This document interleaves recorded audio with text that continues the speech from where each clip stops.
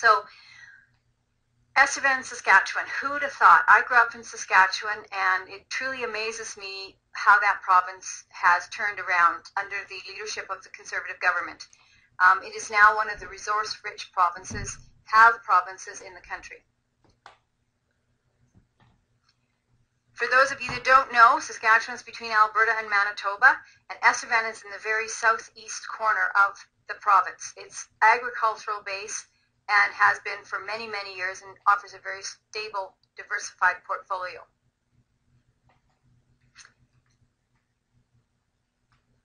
So Saskatchewan's population is now at an all-time high. It's really had a lot of in-migration over the last few years, and it's the second fastest growing province in Canada, just behind Alberta. Last year, Conference Board of Canada forecast a 3.1% growth, and it actually achieved 3.9%. That was twice the national average. So it should remain elevated according to the forecasts in the near term and probably ongoing, given all the development in the resource sector. Capital investment continues to pour into the province, and they're breaking records every year. It's Canada's second largest oil producer, again behind Alberta. And the really interesting thing is that Saskatchewan and Alberta ultimately posted a third of all the job gains in 2013, which is remarkable when you consider the size of BC, Ontario, and Quebec population-wise. Let's just take a look at what others are saying. We're not alone. There's a lot of leading economists in the country that are talking about Saskatchewan and looking at the growth and seeing it as sustainable. So we're very confident about recommending this area to our clients, and we're very pleased with the prospect of what they can buy into right now. So we're going to hone in on Estevan, Saskatchewan. It is really the moniker is, the energy city. There's a reason why. It's proximity to the Bakken Oilfields. It has a very strong local regional economy. Southeast Saskatchewan has emerged as a power center in one of the strongest provinces. Nearly 40% of Saskatchewan's 1.4 million in oil and gas reserve comes from this area. It is already the second largest oil producer. If you look at where it's located, the Bakken oil fields are very, very close. North Dakota is where the bulk of the Bakken is, but Saskatchewan has great exposure to it, as does Manitoba. There's also an extensive coal mining and a strong agricultural base. Recently, in the last few years, there's been a multi-billion-dollar expansion of Sask Power, and it is the largest carbon capture clean coal facility in North America. So there's lots of jobs, and they're high-paying jobs. People are coming to the area to secure long-term, high-paying jobs. Estevan has the lowest unemployment in Saskatchewan and the highest participation rate, strong labor market and business opportunities, very desirable location for families and businesses to grow in the community. The average household income is 114% above the national average, and it also has very high net worth individuals. The Economic Development Officer, Michael Serene, has said that they have not experienced any slowdown since 2008. Unlike other parts of North America, it's just kept on growing. A recent article in the Western Investor, which was just this last month, talks about this region. Bakken is being touted as one of the largest oil reserves in the world on the U.S. side of the Saskatchewan border, but it's also a major Canadian play. In the whole region, about 55,000 people live, and it covers cities like Estevan, Weyburn, and 14 small towns and 32 villages and 35 rural municipalities. The Bakken holds at least 1 billion barrels of oil, about 25% of which can be recovered, as far as they know today. Every year they redo their surveys. It's saturated. It's a very high producing, and it's a very lightweight crude, much like the Texas Intermediate. It's starting to be built up with all the research they've done and with the technology today to frack and get the oil out of the ground. It's one of the largest light oil pools discovered in Western Canada in more than 60 years. It's yielding about 12,000 barrels a day on the Canadian side, 4,000 in Saskatchewan, 8,100 barrels in Manitoba. from about 520 wells. In December of 2013, the U.S. Energy Board conducted another study, and it is predicting that as many as 25 billion barrels of oil will come from the Bakken Formation. When you compare this to other parts of the world, Guyana and Saudi Arabia and Alberta's Pembina Cardamom, it ranks very high, and that's the significance of this play. In terms of the initial oil play, the Bakken is saturated, so it means that there's an easier extraction. In terms of quality, it's the light sweet crude, and it's extremely light and marketable. Refineries love it. And in terms of potential, if just a small percentage of the Bakken is recoverable, the province of Saskatchewan will probably double their existing reserves. So Saskatchewan's just behind Alberta, and in fact it produces 20% of all Canadian production. It's fast closing the gap. In 2012, it reached a record, and it surpassed that record in 2013. Ultimately, we're looking at the growth of the oil in Saskatchewan is driving a lot of what we're focusing on today is the need for housing markets. Currently, the oil is exported to the Midwest and the Gulf Coast, and now substantial amounts are being shipped into Ontario. This economy is fueled by the Bakken. 40 oil production and service companies are just in the Estevan area, with over 500 businesses directly related to oil production and 7,000 wells within a 160-kilometer radius. The oil and gas industry in the Southeast region generates about 15,000 direct jobs and supports an estimated 500 businesses, and it could get much bigger due to the expansion of the horizontal drilling. I just talked about a little bit the $1.4 billion expansion of the carbon capture project at the Boundary Dam Power Station will again inject more investment capital and generate further labor market demand. It has happened. A lot of employers in the area say if people making applications for jobs don't have a place to live, they shouldn't bother making the application. So we're looking at a really unprecedented and record-breaking growth over the next few years. There are two major coal mines and power stations in the Southeast that actually employ over 1,200 workers. The carbon capture is one of the most promising technologies, and it's really assisting the rapid reduction of greenhouse gas emissions. The upgrades completed on the Boundary Dam generate about 75% of the power for the province, and it extends this into a 30-year horizon. But let's not forget about what Saskatchewan's well known for. 44% of cultivated land in Canada is in Saskatchewan. So the conventional agriculture community remains an economic engine in the area. There are over 4,000 farms, and there are some of the largest in the province. The average size is around 3,300 acres, and it's about 17% bigger than the average in Saskatchewan, and the income is also higher, average about $140,000 in gross farm receipts annually. Just recently, and in the article from Western Investor, Chorus Land Holdings, an affiliate of Sarah's Global Agricultural, bought the entire hamlet of Northgate. So that snapped up about 168 town sites, about 60 acres, and a reporting $118,000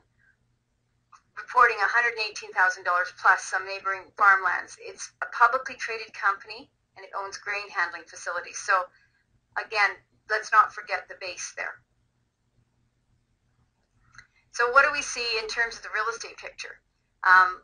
Saskatchewan's vacancy is the lowest in the province at 0. CMHC forecast 1.8%, but if you talk to the locals, they'll tell you it's 0. And if you go online and try to find rental accommodation, what you will see is, and that's the Kijiji online, 3-bedroom, 2 bedrooms range $2,400, 3 bedrooms up to $3,500, and then just even renting a room can cost you up to $800 a month. There is a demand for housing, and the builders aren't keeping up to it. They're doing well, but it's hard to build as fast as the need arises. So even on moderate growth, they're going to need a 25% increase in housing.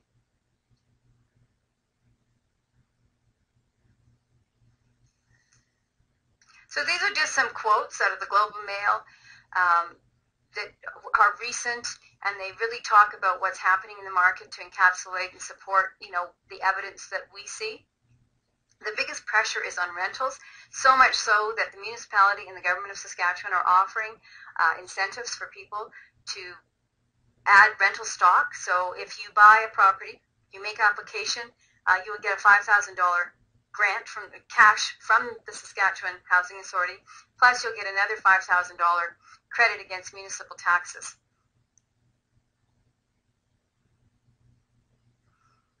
So let's delve into the property.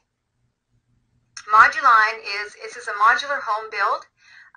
Modular Industries is a subsidiary of Champion Homes. It's a company out of, I believe it's Minnesota, and they are about family-run business, started about 55 years ago, and it's high-quality modular homes. It's the leading producer of factory-built homes for Western Canada, with over more than 40 years of residential design and construction experience. They've produced around 30,000 homes, so they know what they're doing. In fact, there's a plant right in Estevan building these homes. They market through different network of independent retailers, and there's builders in Manitoba, Alberta, Saskatchewan, British Columbia, and the Northwest Territories in Canada, and then throughout the Midwest in the U.S. So this property was introduced to us by a company called Generation Properties. Generation is a developer that is pretty much exclusively buying investment product and going through the process of buying, 30, 40, 50 units out of whole properties, and then we would market them for them. So this is a 30 unit out of 85 phases. Now, there's not very many left because we're at the tail end of it. It's a bigger development, 440 units, 3-phase development. Right now, there's a 3-bedroom, 2-bathroom, around 1,100 square feet, open floor plan, and they're modular units on a bare land condominium lot. So you own the land, and basically it's a big parcel of land, about 58 acres. Heating is gas furnaces, and there is air conditioning. Hot water is electric hot water. So given that they're brand new units, there isn't a lot of need for upkeep or maintenance at this point.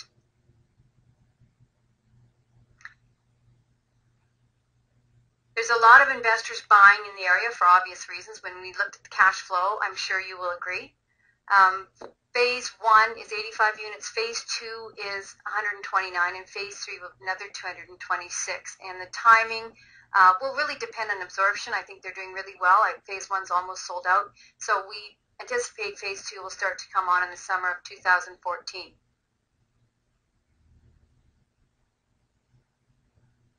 These are just some overviews of where it's located. It's just off of the highway in the southeast corner of Estevan, so it's extremely close to the Boundary Dam facility and the Bakken Oilfield for workers to come. This is the plan. These are the units that were available. I believe there are some more units that may come available down in the 75 in this area here, because I believe Phase 1 is pretty much sold out at this point. So it's a modular home. This is just a cutaway. It shows you all the different aspects of modular home.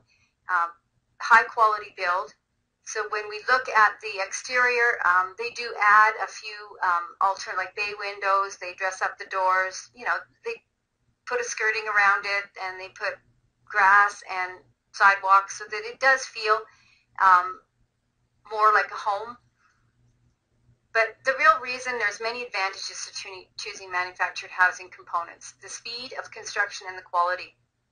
On average, the homes can be produced and delivered within 6 to 10 weeks, and erection and site completion will vary, but it can be in as little as 4 weeks. So from start to finish, they're a very good way to provide housing in markets like this. When you add up all the labor, material, time saving, you're getting a very good value quality build at a very low price. And that is why we can offer them at the prices we're going to offer them at. Carpet in the bedrooms, a faux hardwood lino throughout, so it's very durable. They've added a few upgrades. Tile backsplash, window over the sink, 30-inch electric range, 24-inch Whirlpool dishwasher, so it has, all the appliances, 5 appliances, washer, dryer included. And the bathrooms are one-piece quality fiberglass tub and shower, so they do stand the test of time. We're going to talk a little bit about the after asset management program that we're offering that will help address, the wear and tear on the property.